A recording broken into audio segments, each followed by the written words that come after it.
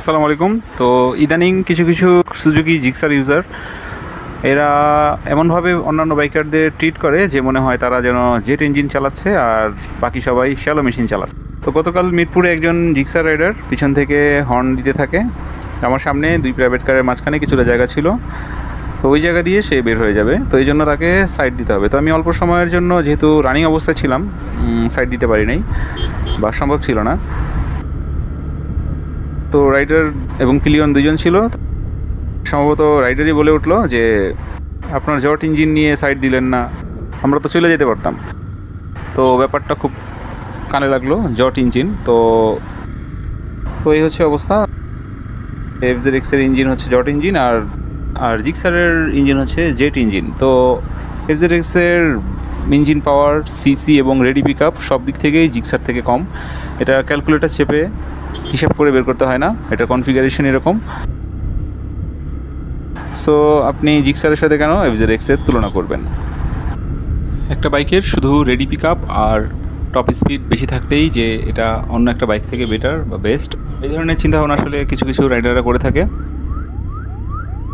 তো সব রাইডাররাই এরকম মনোভাব রাখে সেটা আমি বলতেছি না, বাট অল্প কিছু সংখ্যক জিক্সার রাইডার আছে তাদের ভাবের চেয়ে ভঙ্গি বেশি, এমন অবস্থা। আমি শুধু গতকালকের একটা উদাহরণ দিলাম। তো এমন টাইপের ঘটনা খেয়াল করলে দেখবেন যে অহরহ ঘটে যাচ্ছে। মুন্সিগঞ্জ থেকে ঢাকার দিকে ফিরতেছিলাম, ওখানে যাওয়া হয়েছিল একটা ডকুমেন্টের কাজে। তো ফেরার পথে জিক্সার রাইডারের এই ভাইটা, উনিও মনে ভাবছিল যে জট ইঞ্জিন একটু তুড়ি মেরে চলে যাব। ভাইটার সাথে পিলিয়ন ছিল, এটা হয়তো তার একটা নেগেটিভ পয়েন্ট ছিল। আর হাইওয়েতে প্রচুর বিপরীত দিকে বাতাস ছিল।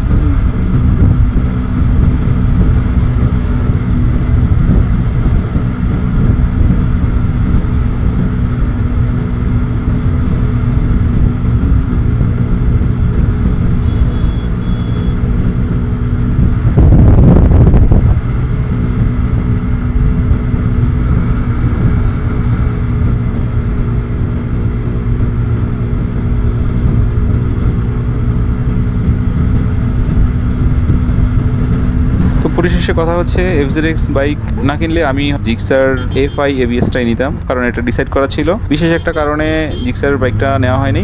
এই ব্যাপারটা অন্য কোনো ভিডিওতে আলোচনা করব।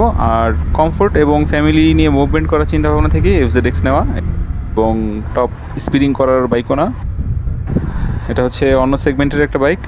এটা মেনে নিয়ে FZX নেওয়া। আর কারণ রাস্তায় রেসিং করাটা আসলে প্রেফারেবল না, বা যে প্রতিযোগিতায় কোনো পুরস্কার নেই সেই রেস করে আসলে কোনো বেনিফিটও নাই, বরঞ্চ লাইফ থ্রেটিং রিস্ক থাকে। এই জন্য